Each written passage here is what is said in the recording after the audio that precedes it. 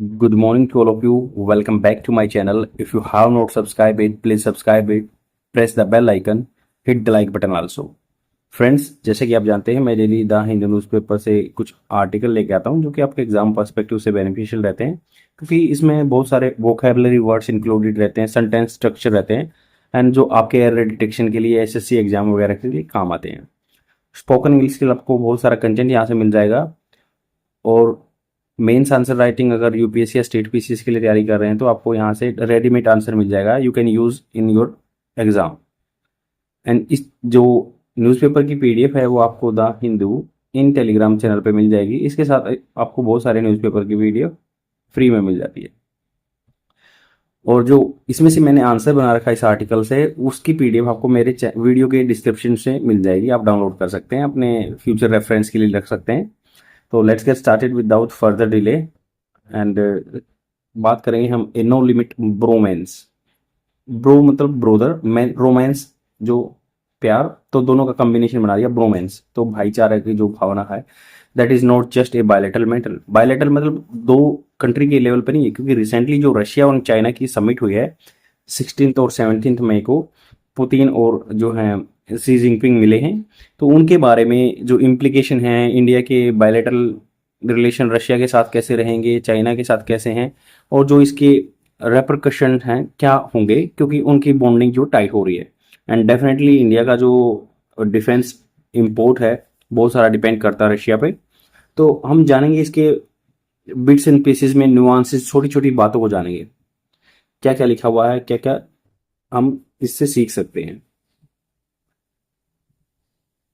तो यहाँ पे बात हो रही है कि जो सिग्निफिकेंस क्या है पुतिन और सी जिनपिंग की रिलेशनशिप के बारे में बात हो रही है यहाँ पे। तो रिसेंट समिट, अभी हाल फिलहाल में जो समिट हुई है, the summit between the Russian president Vladimir Putin and Chinese president C Jinping in Beijing area में इनके यहाँ पे हुई है, मार्क्स ए सिग्निफिकेंट माइलस्टोन।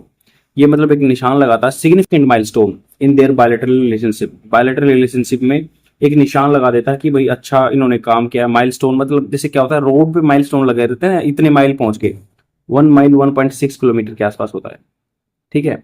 और ये माइलस्टोन लगे रहते हैं रोड पे कि इतने माइल आपकी डिस्टेंस रहेगी, तो सेम है सिग्निफिकेंट माइलस्टोन, ये अचीवमेंट है इन देयर बायलैटरल रिलेशन।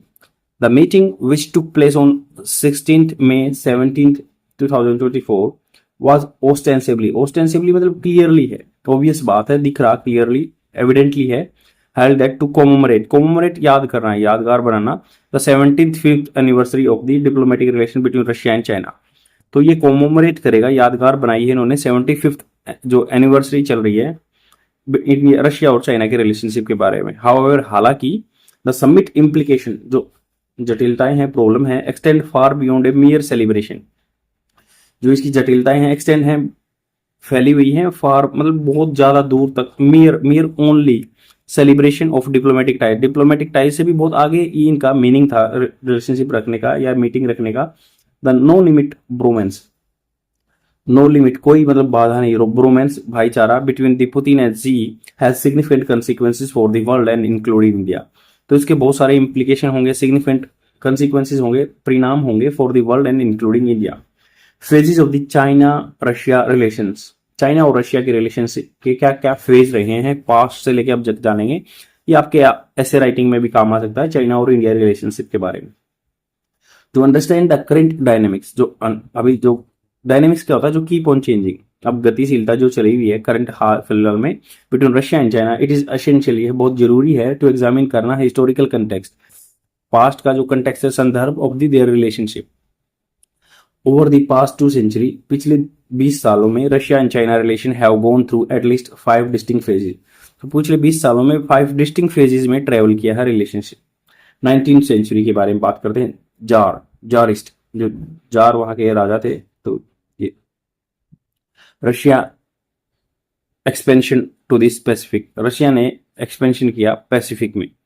तो जार प्रेसिडेंट थे जब वहां पे, उन्होंने एक्सपेंशन किया पैसिफिक में, पैसिफिक ओशन में। ड्यूरिंग दिस पीरियड, इस पीरियड में रशिया टुक एडवांटेज, रशिया ने फायदा उठाया ऑफ ए वीक चाइना, जब वीक चाइना था, टू एक्सपेंड इट्स टेरिटरी, अपनी टेरिटरी एक्सपेंड करने के लिए, टू दी पैसिफिक एरिया में। The Soviet Union later inherited this territory, inherited मतलब अपना बना लिया, अपनी वंशागत पूंजी बना ली इस एरिया को 1949 टू 1962। तो 19 सेंचुरी में तो जार ने कब्जा कर लिया था उस एरिया को। 1949 से 1946 तक जब इंडिपेंडेंट हो गए, कोमिटन, कोमिटन का मतलब था कम्युनिस्ट, जो कम्युनिस्ट आइडियोलॉजी को फॉलो करते हैं, ब्रदरहुड भाईचारा, following the establishment of the people Republic of China, PRC बन गया ना, पहले रिपब्लिक ऑफ चाइना था, फिर पीआरसी बन गया था, जो है बाकी जो उधर चले गए थे ताइवान में, जो दूसरी पार्टी थी 1949 में। तो Russia and China enjoyed a brief period of ideological solidarity, बंधुता की भावना, भाईचारे की भावना, आइडियोलॉजिकल, अपने जो एक आइडियोलॉजी थी आदमी की साइकोलॉजी, उसके हिसाब से जो उनकी आइडियोलॉजिकल सॉलिडेरिटी चली। हाउएवर, हालांकि द बोन होमी, जो एक घनिष्ठता थी, वाज ए शॉर्ट लिव, बहुत कम टाइम के लिए रही, as ideological and geo political difference began to emerge. दोनों की आइडियोलॉजी डिफरेंट होने लगी, क्योंकि चाइना की कम्युनिस्ट साइकोलॉजी अलग है और उनकी कम्युनिस्ट साइकोलॉजी अलग है, और geo political, geo to related to the earth, जो राजनीतिक रिलेशनशिप है उनमें डिफरेंस आने लगे। 1962 से 1972 के बीच में क्या रहा, बॉर्डर क्लैशेस, बॉर्डर पे लड़ाई होने लगी, आइडियोलॉजिकल राइवलरी, साइकोलॉजी को लेके राइवलरी, अपोजिशन होने लगा। The Chinese attack on India in 1962, Chinese का अटैक हुआ 1962 में, मार्क्ड ए टर्निंग पॉइंट, मतलब ये निशान लगा दिया इसने, टर्निंग पॉइंट हो गया, यहां से टर्न ले लिया रशिया चाइना रिलेशनशिप में। The two countries engage in arm crisis over the Ussuri river, तो यूसरी रिवर पे आर्म्ड रेबेलियन हुआ, क्लाइसिस हुआ, ब्रोलिंग हुई, ब्रोलिंग क्या होता, झगड़ा, क्लाइसिस है, border dispute in 1969 and their relation deteriorated, खराब हुए, डिटीरियोरेटेड होता विनाश होना, खराब होना, further due to the ideological differences. 1972 से लेकर 2012 के बीच में क्या जो शिफ्ट रहा, पैराडिम शिफ्ट, पैराडिम है मतलब एग्जाम्पलरी, जिसका एग्जाम्पल दे सकते हैं, शिफ्ट हुआ and western engagement. The visit of the US president Richard Nixon, US president आए Richard Nixon to Beijing in 1972 marked a significant shift in China foreign policy, तो उन्होंने एक निशान लगा दिया, सिग्निफिकेंट, अच्छा खासा शिफ्ट हो गया चाइना की फॉरेन पॉलिसी में।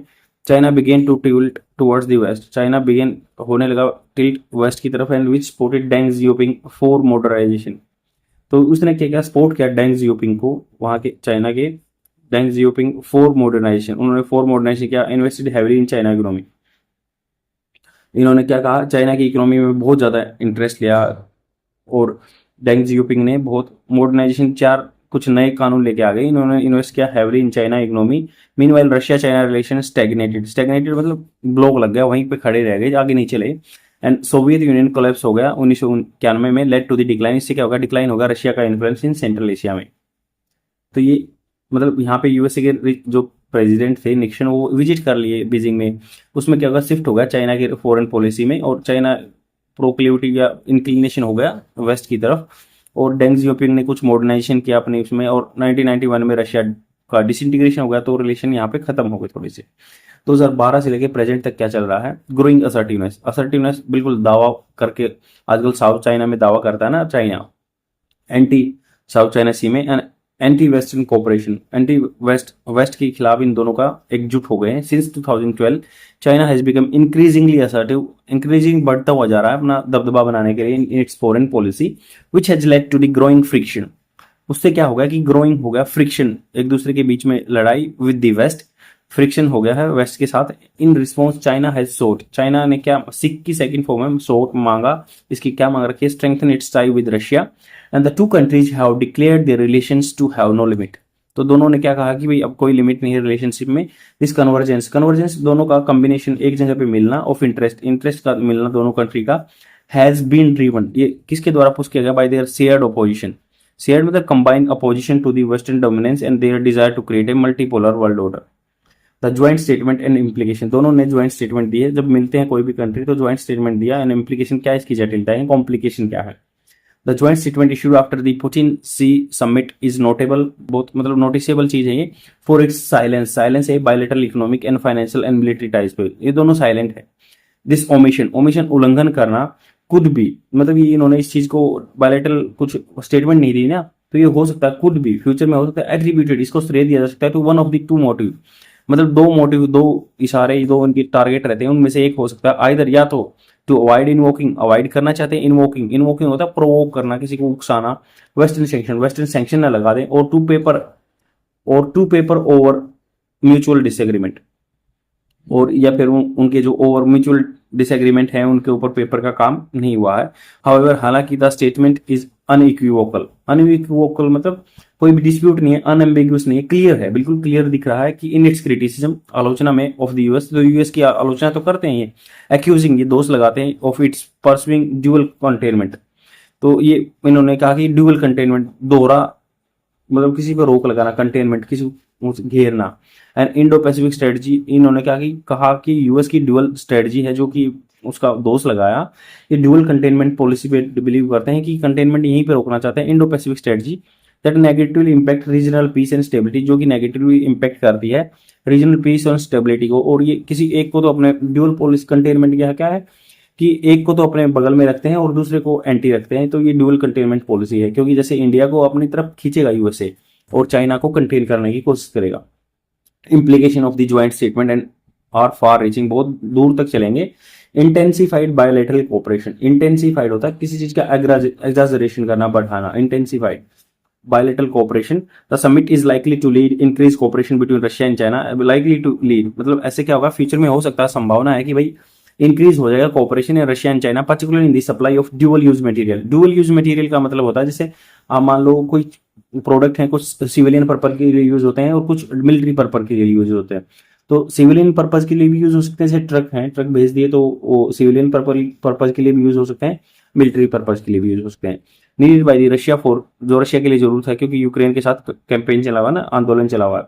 चाइनाज परस्यूट, परस्यूट क्या होता है, प्रयास, चाइना के प्रयास है, और Russian resources and technology, Russia के जो रिसोर्सेज एंड टेक्नोलॉजी को ये एक्सट्रैक्ट करने की कोशिश करा। चाइना में सीख में मतलब क्या है, पॉसिबिलिटी ऐसे हो सकता है, मांग सकता है better terms of for Russian raw material, Russia के रॉ मटेरियल के लिए, माइनिंग राइट्स इन साइबेरिया, जो फार ईस्ट एरिया है उसमें साइबेरिया में ये क्या कर सकते हैं, माइनिंग कर सकते हैं, access to the Russian know how, और नो हाउ के मतलब टेक्नोलॉजी जो है उसके एक्सेस से ले सकते हैं, उन critical technology such as avionics, जो एयरक्राफ्ट वगैरह के इंस्ट्रूमेंट बनते हैं, या न्यूक्लियर पावर में, या स्पेस एक्सप्लोरेशन में नो हाउ का हेल्प ले सकता है।